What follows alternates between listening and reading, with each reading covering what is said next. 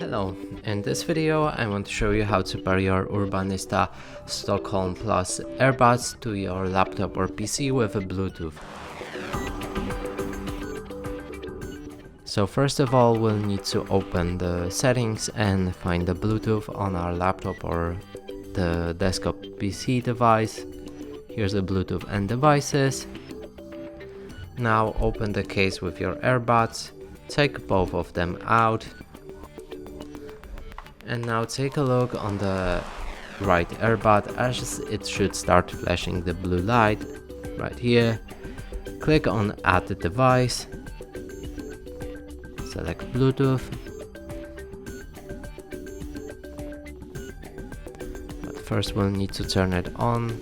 So again, turn on, add device, Bluetooth, and now let's wait till they show up right here.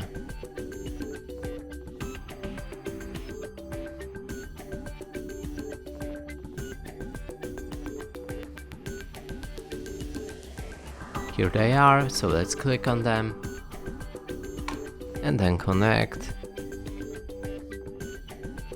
and the device should be connected.